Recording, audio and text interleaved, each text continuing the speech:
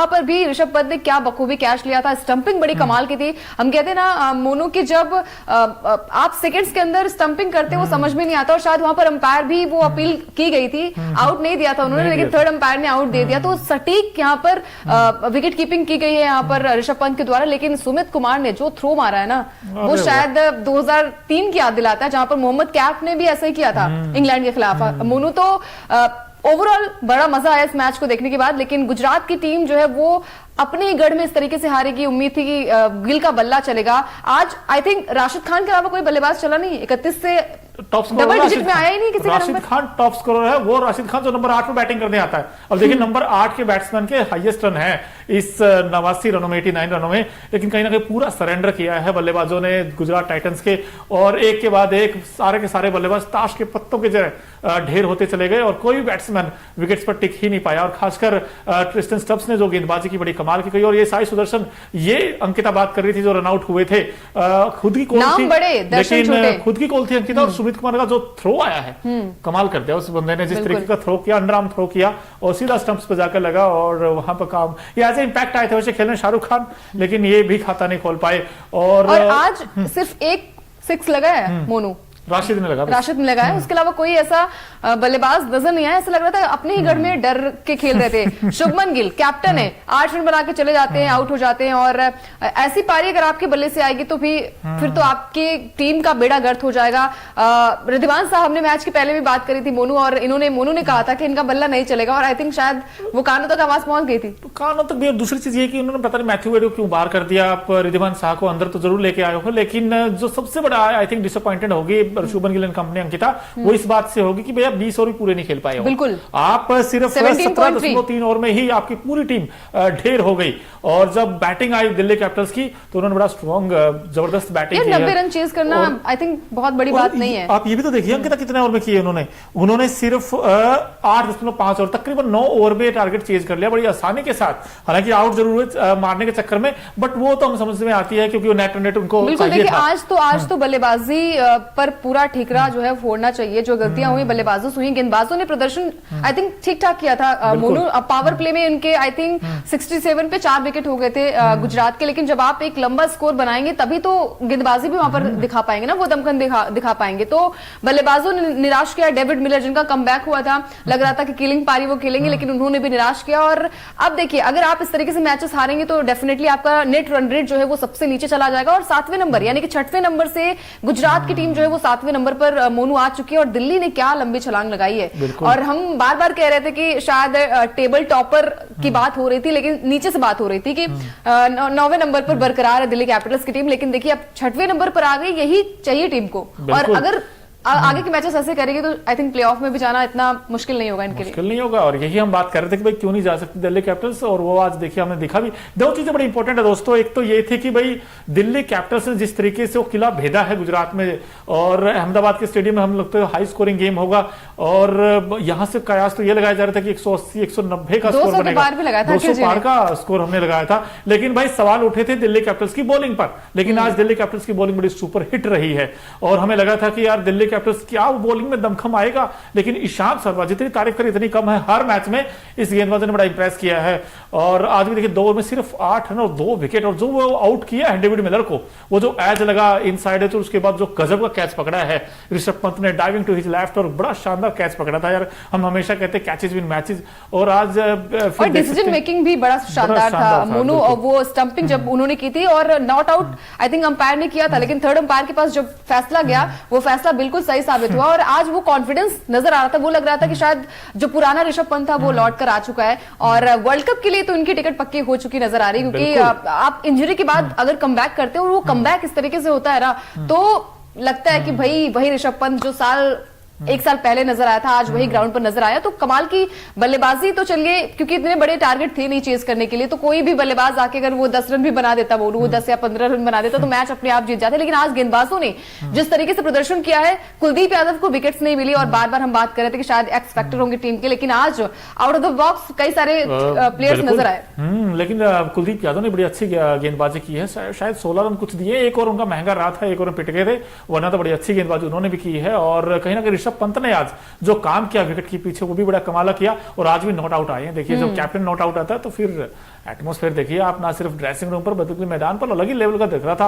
आज तो ऐसा लग रहा था कि फाइनल खेल रहे हैं आईपीएल 2024 का, ऐसा कुछ लग रहा था। बिल्कुल सारे जोश में लग रहे थे यार, हर एक ऐसा लग रहा था ये भी गेंदबाज विकेट लेगा, ये भी विकेट लेगा। भाई खलील ने भी विकेट लिए, मुकेश ने भी बड़ी अच्छी गेंदबाजी की, ईशांत ने भी अच्छी गेंदबाजी की। आज ड्रेसिंग रूम से ही प्लान रहा होगा कि बिल्कुल आज दादा बड़े खुश नजर आ रहे थे, क्योंकि पेस बैटिंग में सवाल उठे थे कि क्या दिल्ली की गेंदबाजी कहीं डुबो तो नहीं देगी लुटिया, लेकिन आज इस दिल्ली के गेंदबाजों ने दमखम दिखाया है। और जो सामने ओपोनेंट था, अब उस पर सवाल खड़े हो गए कि क्या ये टीम प्लेऑफ में जा पाएगी या नहीं जा पाएगी।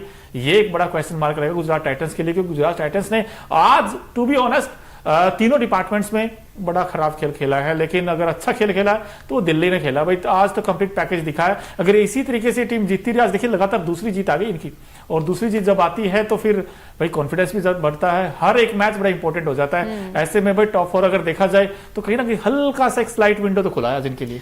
देखिए ऐसे मैचेस अगर हर टीम जीतेगी ना मोनू, तो फिर सिनारियो जो है वो बदल जाएगा। हमने कहा है कि आरआर की टीम जो है वो पहले नंबर पर है, केकेआर भी दूसरे नंबर पर है। तो अगर ऐसी ही टीमें, अगर कल मुंबई ने ऐसा गेम खेल दिया तो शायद वो और भी ऊपर आ जाएगी। तो कभी भी कुछ भी हो सकता है क्रिकेट में, लेकिन आज जिस तरीके से यहाँ पर गेंदबाजी हुई दिल्ली की टीम ने, दिल्ली ने दिल खोलकर आज शायद नरेंद्र मोदी स्टेडियम में आए थे और उन्होंने वहां पर एक अलग तरीके से यहाँ पर सभी खिलाड़ी नजर आए। वो जोश नजर आया, वो अप्रोच नजर आई कि भाई हमें तो भाई इस बार ट्रॉफी लेके जाना ही है, और यही अप्रोच होनी चाहिए। यहाँ पर ऋषभ पंत का कमबैक हुआ है, 1 साल बाद वो आए हैं और टीम को वो मोटिवेशन मिलती है। और जब वो स्टंप के पीछे से कुछ ना कुछ बोलते रहते हैं ना, तो कमेंटेटर भी बड़ा मजा लेते हैं और हमें भी बड़ा मजा आता है कि ऋषभ पंत जो है वो एक बार फिर से कमबैक हुआ है और धमाकेदार कमबैक हुआ है। और जितने जैसे मोनू ने आपने कहा कि तारीफ जितनी की जाए उतनी कम है, तो आज बड़ा मजा आया मैच देखने के बाद। बिल्कुल मजा आया, हमें मजा और भी चीजों में आया है, क्योंकि आपने कहा अप्रोच और जोश।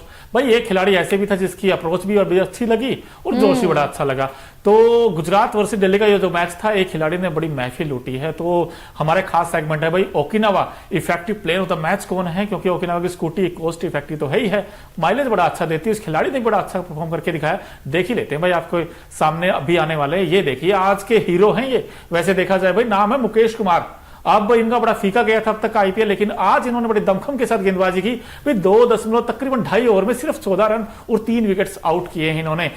ये आज कमाल की गेंदबाजी की है। अंकिता बड़ी उम्मीदें थी कि ये गेंदबाज कभी तो रन में आएगा, आज आ गए। बिल्कुल यही चीजें होती है ना कि हीरो बनने का दिन एक ही दिन होता है, और आज ये हीरो बनकर उभरे और 14 रन देकर इन्होंने जो विकेट चटकाए, यानी कि 3 विकेट लिए। इकोनॉमी देखिए इनकी 5.60 का रहा है।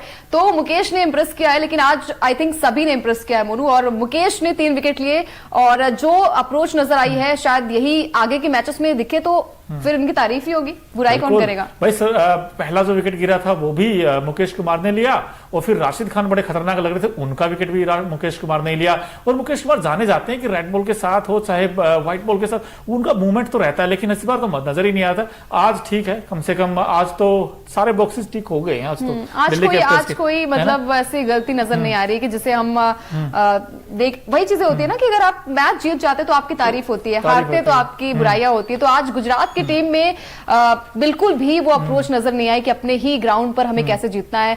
शुभमन गिल वो बॉडी लैंग्वेज बिल्कुल भी उनकी सही नजर नहीं आ रही। अगर आप इसी तरीके से कप्तानी को लेकर, क्योंकि हमें फ्यूचर भी देखना है मोनू कि फ्यूचर में आप कप्तानी करते नजर आ सकते हैं, तो कई सारे पॉइंट्स आपके लिए यहाँ पर अगर अप्रोच सही होती है, अगर आप आई थिंक 150 भी रन बना देते मोनू, तो शायद मैच का रुख अलग होता। यहाँ पे किसी भी बल्लेबाजों ने वो दमखम दिखाया नहीं। एक राशिद खान थे जो जिन्हें लग रहा था कि मैच को आगे बढ़ाना है। बट शुभमन गिल की भी गलती नहीं यार, एक मैच आप कह सकते बैड डे है, क्योंकि शुभमन गिल के आसपास ही रिवॉल्व करते हैं इनकी पूरी बैटिंग लाइनअप। कुछ मैचों में रन बनाए पिछले मैचेस में, लेकिन इनकी दिक्कत अंकिता बार बार वही आ रही है कि इनके ना जो मिडिल ऑर्डर है ना वो दिक्कत करता है इनका हर बार। और इस बार भी हमने देखा भाई डेविड मिलर इस बार टीम में आए, वो नहीं चले। उससे पहले विलियमसन थे, वो नहीं चल रहे थे। अब राहुल तेवतिया हर बार उम्मीद तो कर सकते हैं, लेकिन उन्होंने भी कुछ खास नहीं किया। तो इनका मिडिल ऑर्डर को थोड़ा सा काम करना पड़ेगा। लेकिन दिल्ली की कैपिटल्स की जब बात करते हैं भाई, अब ये टीम बनने लग गई है। अब ये टीम मुझे लगने लगा कि बैलेंस नजर आने लगी, क्योंकि जब से मैकगर्ग आए इस टीम में और उन्होंने बड़ा दिल जीता है यार, उन्होंने बड़ा अच्छा खेलते हैं वो जब ओपनिंग करते हैं। तो इस टीम में अब थोड़ा सा मुझे ना पता नहीं स्लाइट विंडो जरूर खुली, लेकिन हो सकता है आपको टॉप 4 में भी चली जाए, बट उसके लिए ऐसे ऐसे मैचेस और भी जीतने पड़ेंगे। और तारीफ इसलिए भी अच्छी बनती है मुझे कि अंकिता इन्होंने बड़ा जबरदस्त खेला है भाई। 90 रन बनाने थे, अब कई टीमें हमें देखता 15 ओवर में जाके बनाती हैं, इन्होंने आज तेज खेले, इनको पता था आउट भले ही हम 6 हो जाए लेकिन हमें फिनिश करना और जल्दी करना है। आज देखिए बड़े दमदार तरीके से फिनिश किया। हम भी यही प्रे कर रहे थे मोनू कि मैच जल्दी खत्म हो जाए, क्योंकि हमें लाइव भी करना था। तो सबसे चीजें यही होती है, जैसे मोनू ने कहा कि यहाँ पर गिल की कोई गलती नहीं है, लेकिन सवाल तो आप पर उठेंगे, कप्तान तो आप हैं, भले ही आप अच्छा प्रदर्शन करें, लेकिन जब टीम अच्छा प्रदर्शन नहीं करती है तो कप्तानी पर भी सवाल उठते हैं। गिल हमने देखा है कि पिछले मैचेस में भी अच्छा प्रदर्शन करते आए, 89 नाबाद भी थे, 77 कुछ भी रन बनाए थे, लेकिन जब कप्तान नहीं चलता है तो कई सारे सवाल उठते हैं। और गेंदबाजी में भी आपकी वो लय नजर नहीं आ रही है। और जब बल्लेबाजी की बात आती है, तेवतिया वो पिछला मैच फिनिश करके आए थे, उम्मीद थी कि यहाँ पर तेवतिया का एक अलग अवतार दिखे, लेकिन शायद सरेंडर करते नजर आए। उनको गेंदबाजों में भी शायद सभी को डर लग रहा था कि अब ये आउट हो जाएंगे, और हमें भी पता था कि अगले ओवर के बाद आई थिंक एक विकेट आएगा, और वो हुआ भी। भाई आज अंकिता को बड़ा निराश किया है शुभमन गिल ने तोड़ा दिल, हम हमेशा कहते हैं, लेकिन भाई कुछ ऐसे मोमेंट्स भी थे आज के मैच में जिन्होंने सबका दिल जीता है। भाई गिल ने जरूर निराश किया, लेकिन कुछ मोमेंट बड़े एक्साइटिंग रहे थे, तो अगर आपने मिस कर दिए तो हम वो दिखा देते हैं, क्योंकि हमारा खास सेगमेंट है भाई Okinawa colourful moment of the match, क्योंकि रंग बिखेरे हैं आज इन तस्वीरों ने। एक तरफ देखूंगा ऋषभ पंत, एक तरफ शुभमन गिल, और ये ईशांत, इन्होंने कहा कि भाई आज 2 विकेट लूंगा, हाथ का इशारा करके, और लिए भी आज इन्होंने। और ये जो स्टंपिंग की आप बात कर रहे थे, अंकिता बड़ी तारीफ कर रही ऋषभ पंत की, वो पलक झपकते ही वो धोनी की याद आ जाती कि बाज की नजर और चीते की चाल, बाज की नजर, और ऋषभ पंत के स्टंपिंग में कभी संदेह नहीं करते, हमेशा सटिंग जाती है। बात है। तो आज हमें ये नजारे भी दिखाई दिए, और कहीं ना कहीं मानना पड़ेगा भाई दिल्ली कैपिटल्स की जो बड़ी जीत है, कहीं ना कहीं दूसरी टीमों के लिए टेंशन क्रिएट कर दी इन टीमों ने, क्योंकि आरसीबी हो चाहे पंजाब हो, अब वो ये सोचेंगे कि यार दिल्ली ने जो कहते हैं ना कि उम्मीदें, क्योंकि अब पता है अंकिता जो नीचे की टीम है ना, वो पता क्या सोचेंगे, आरआर जीतते रहे सारे मैचेस, केकेआर जीतती रहे, ताकि उनकी उम्मीदें जगी रहे। अब जब ये कॉम्पिटिशन में आने के बाद जीतेगी तो फिर उनकी थोड़ी सी, आई थिंक आज अखिल भी टेंशन में होंगे कि दिल्ली की टीम 9वें से 6वें नंबर पर आ गई है, मेरी टीम को टक्कर दे सकती है। अभी यहाँ पर अगर आरसीबी मैच इस तरीके से जीत जाए मोनू, और नंबर 7 10 से नंबर 6 या 5 पे चली जाए, आरसीबी नहीं सुधरेगी, आरसीबी की बॉलिंग नहीं सुधरेगी। जैसे अब